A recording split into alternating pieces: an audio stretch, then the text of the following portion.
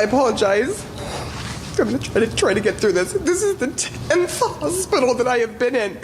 And to see the way that these families have to live after this and the heartache that goes so far and so wide.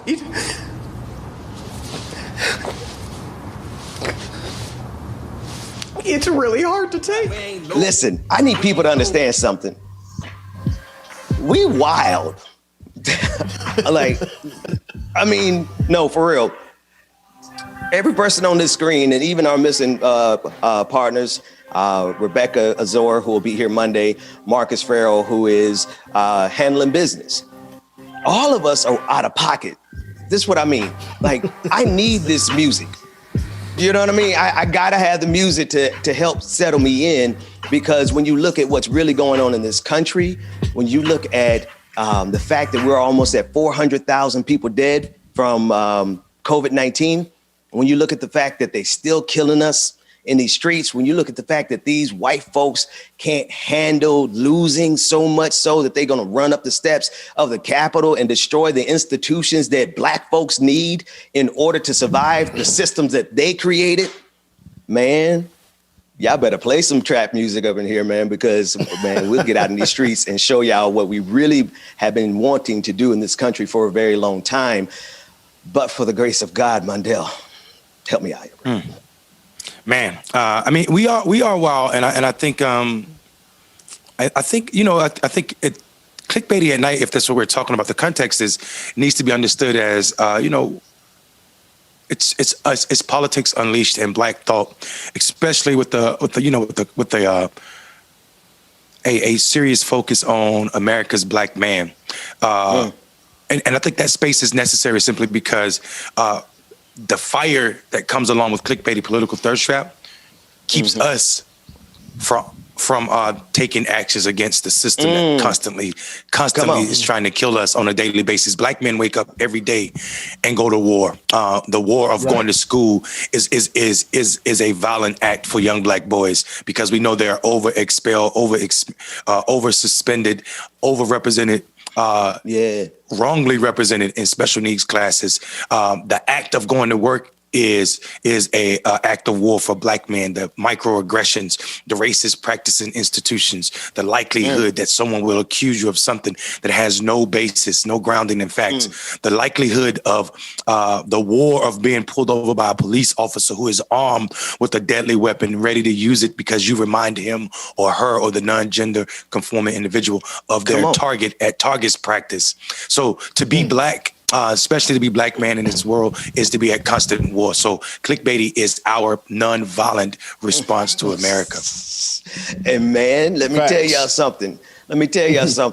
Like clickbaity at night, that's my safe space, right? And then what we do in the morning trap, is where we create a safe space for everybody. Black, first and foremost. Everybody, the rest of you are welcome. By all means, come on in, bring those reparations. But this space is a safe space for everybody Black. We're rooting for everybody Black. We will allow for Candace Owens to come into this space, but I guarantee you, she'll be touched by the truth and she'll never go out the same. You know what I mean? Because the truth, we practice radical truth here. We practice radical truth everywhere we show up. DJ, I don't know if I want to play some music here, or if you want to spit some truth about your truth. It's up to you. Man, first of all, I want to say shout out to Clickbaity once again, because that space is much needed and welcome, for the simple fact that, what Mondale just said, it rings true, for the simple fact that even though I'm a gay male in my workplace, then I get the microaggressions where just because I'm Black guy with the beard, bald headed, and my angry face looks like this, then all of a sudden I'm the bad guy. I get it all the time. And I'm just like, what did I do? Instantly. Like, I didn't even do anything. I voiced my opinions, and you was a Black man. I'm a Black man. Absolutely. That's what you did. Right. That's what I did. And it's annoying as hell. Annoying as hell. It is. So let's do this. Dwayne, I'm gonna throw an audible here. I I want to put context to our anger. I think every person in this country should be righteously enraged right now because of what this country has done, but more importantly, what this country hasn't done. It has not taken care of its people in the middle of a once in a century pandemic that was exacerbated. Did I get that right? But it was made worse by the government. We would not be in this situation right now. With the context, there's almost 400,000 people that could be alive right now if it was not for this pathetically mediocre government. I want to play the clip of the CNN anchor as she's discussing the COVID-19. Oh, yeah. Oh, wow. The impact, the real impact. I mean, it's moving. That clip, and just give me the thumbs up when you guys have it. That clip really captures the intensity of our sorrow, right? But for some of us, it's the intensity of our rage, which is why we have to have these safe spaces. So I want us to take a look at that clip, and I want you to think about the fact that this morning, right now, there's 400,000 people who, anyway, if we don't have it, here we go. Let's just take a look at it. You know, this is the 10th hospital that I have been in. I'm sorry. This is the 10th. I apologize. I'm going to try to get through this. This is the 10th hospital that I have been in. And to see the way that these families have to live after this and the heartache that goes so far and so wide.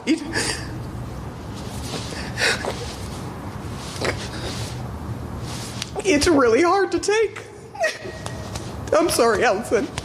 Hey, Sarah, no apology. No apology needed. We've been watching your reporting on the ground throughout this horrific year. And we have all been struck by the grief, the collective grief that all of us are in. And to see these families who are soldiering through it, who are persevering, and who are having to have these funerals in parking lots, like the ones that you showed us, it is just a collective trauma that all of us are living through. And Sarah, we all appreciate the heart that you bring to this every single day, as well as your excellent reporting. Thanks. It's just not okay. It's not okay what we're doing to each other. These families should not be going through this. No family should be going through this. So please listen to what this family is saying. Don't let this be you. Do whatever you can to keep this from killing your family members and your neighbors and your friends and your teachers and doctors and firefighters. All of these people are here to help you, but you have to do your part. Mundell, I need you to speak, brother. As someone whose mother was told by doctors that December the 8th was her last day because of COVID, in a medically induced coma on a ventilator, and then moving her from a little rural medical center to a real hospital, saving her life because the doctors had already given up on her, us demanding that she be moved to a real hospital, nearly 50, 60 miles away from her house, the closest hospital, and not been able to see her, thinking these were her last days.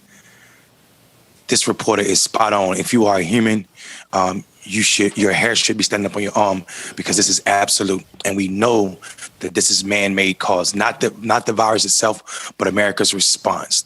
The mishandling of the vaccines, them throwing away vaccines every day because they're going bad, people not being able to get them, and we not being able to address what's really going on with this virus because of the lack of belief in facts, mainly because of the top of our government.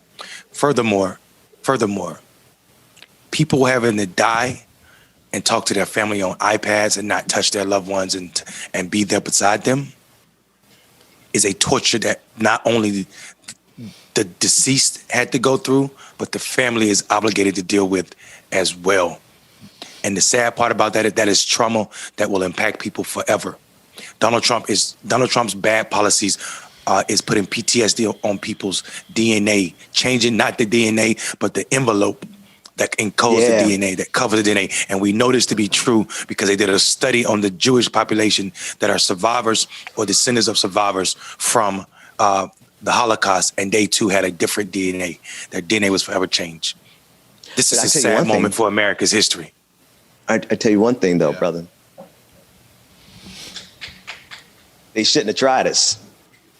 They should never have allowed themselves to be the Pharaoh to our children of Israel, right? They should have never allowed themselves to sit in the seat of the scornful and put us through that because, brother, the stuff we got out of that pain and out of that misery has changed the world and continues to change the world.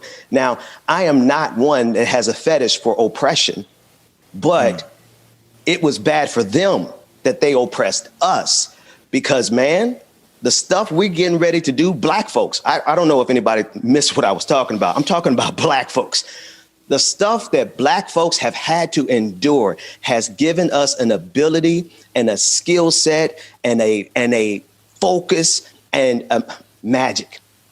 It ain't magic because it's real. But see, the people understand it best as you, Mundell, because we talked about that when we say black girl magic. You're like, that's a disservice to the real skill set. But for them to understand, there is something magical to them because they don't understand how Mary McLeod Bethune could take however many cents it was, James, and turn that into an entire university. They don't understand it. So they call it magic. But in reality, it's something else. What is it actually, Mundell? Man, it is grit and the coding from our ancestors of how to survive oppression. This is why I'm telling people that the true PhDs in this country are not those careerish, meaning they go to academia and try to get tenure and write about oppression, but it's those who survive oppression on a daily basis. So you're absolutely right. That is what it's coded. Think about being a black mother in America, knowing the odds. If you've read any paper, if you watched any TV as a black mother, you have to be nervous every day your child leaves the house. Think about what it takes to raise a child with love and care. And not, sometimes people don't talk about the frustration that comes with being a black mother when you tell your child angrily to sit down or don't say nothing. You're not preparing them for order in your house. You're preparing them for order outside, knowing that if you're not behaving here, it's death out there. Come on, man. Come on. Absolutely. That is encoded in how you escape using blankets and, the Friend Network, I'm talking about Quakers and their colleges and their other institutions. Ground Railroad, the Friend Network, to escape plantation. That is what's encoded in black mothers, right? Yes. I would say historical magic in that DNA that lead us, even when we don't know where it comes. Black women in that manner, but not this political magic that they're trying to say. That ain't magic. That's black women working an extra shift. Yeah. Come on, man. Come on. Andy, real quick, and then Bubba, I'm going to toss it to you and then say what you got to say, but then you got to make us move something, man, because I'm telling you, like, if I don't have,